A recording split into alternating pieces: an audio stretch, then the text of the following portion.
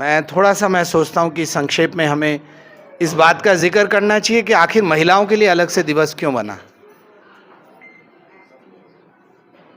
मजदूरों के लिए अलग से दिवस 1 मई है, तो महिलाओं के लिए अलग से दिवस क्यों बना? दरअसल अगर आज से 100 साल पहले हम लोग चले जाए, महिलाओं को वोट का अधिकार नहीं था। जैसे 47 के पहले हिंदुस्तान में साधारण लोगों को भी वोट का अधिकार नहीं था।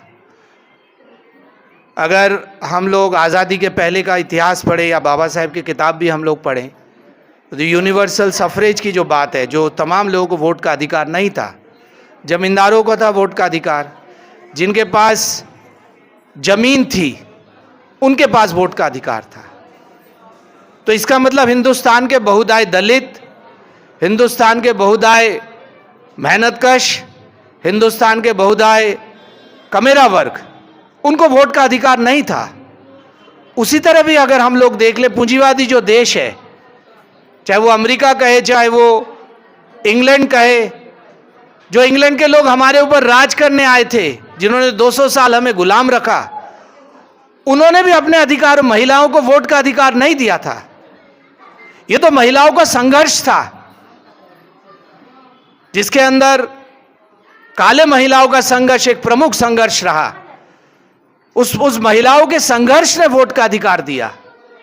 ये तो समाजवाद की दुनिया जो थी, रूस के अंदर 1917 में जो महिलाओं ने संघर्ष किया, वो महिलाएं जिन्होंने हिटलर शाही के खिलाफ दूसरे महायुद्ध में जो लोग लड़े, जिन्होंने पहले वो विश्व युद्ध में जिन्होंने लड़ाइयां की, उन महिलाओं ने जब संघर्ष किया, तो ये 1917-18 के आसपास माना गया कि 8 मार्च को महिला दिवस मनाना चाहिए।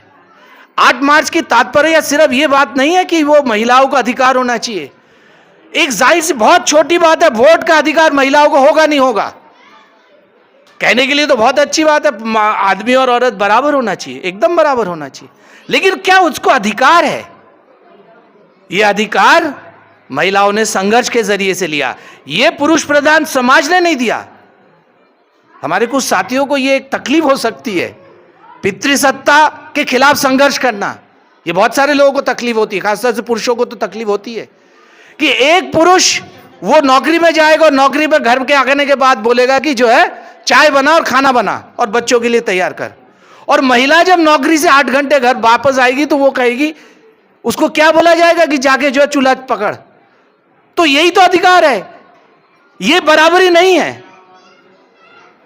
इसलिए जब हम लोग बात करते हैं पितृसत्ता का एक मतलब है कि क्या घर के अंदर, घर के बाहर हम कह रहे हैं कि समान अधिकार होना चाहिए, लेकिन क्या हमने घर के अंदर महिलाओं को समान अधिकार दिया? वही तो कसौटी है। उसी में तो माना जाएगा कि हम लोग कितने व्यवहारिक हैं और कितने हम लोग महिलाओं के अधिकार की बात करते हैं। जब सावित्रीबाई फुले की बात आई तो उनके जो घरवाले थे, उन्होंने सबसे पहला काम क्या किया था? सावित्रीबाई फुले को पढ़ाया था, उसको शिक्षित किया था। सावित्रीबाई फुले कोई पढ़ के तो आई नहीं थी, 9 साल की उम्र में उसकी शादी हुई थी। देखिए ज्योतिबा फुले ने सबसे पहला काम क्या किया? सावित्रीबाई फुले को पढ़ाया। तो इसीलिए जब हम महिलाओं के अधिकार की बात करते हैं, महिलाओं को सशक्तिकरण की बात करते हैं, और हमारे हुक्मरान जो है जो महिला शक्ति की बात करते हैं, तो महिला शक्ति का सवाल घर के अंदर भी है और घर के बाहर भी है। ये तो एक पहली बात हम करना चाहते हैं। दूसरी बात है, जो सवर्णों की समाज की हम बात करते हैं, राम मंदिर का उद्घाटन हुआ, पूरे 23 जनवरी या 22 जनवरी को राम राज्य आया, राम राज्य की शुरुआत हुई, लेकिन राम के बगल में सीता नहीं थी। ठीक क्या है? क्या उस मंदिर में सीता का नहीं? तो दरअसल सवर्ण किस तरह से देखते हैं समाज को? उसमें महिला का अधिकार क्या होगा? क्योंकि सीता जिसने पूरी अपनी जीवन कुर्बान किया, उसके ऊपर लांछना लगाएगी। अगर पुरुष अगर घूम के आता है 14 साल, उसके ऊपर कोई छीटाकाशी नहीं है। लेकिन जिसने 2 बच्चे पैदा किए, जो आश्रम में रही 14 साल, जो रावण के पास रहा, रावण ने जिसको छुआ नहीं, और उसके ऊपर वो जो उसकी अग्नि परीक्षा हुई, अग्नि परीक्षा तो राम की होनी चाहिए थी। लेकिन सीता की हुई। और वही जो समाज है, सवर्णों का समाज, वही जो व्यवस्था है। इसलिए जब हम लोग महिलाओं की बात करते हैं तो हम एक बात लिखते हैं कि पितृसत्ता के खिलाफ संघर्ष करना चाहिए। उसका मतलब क्या है?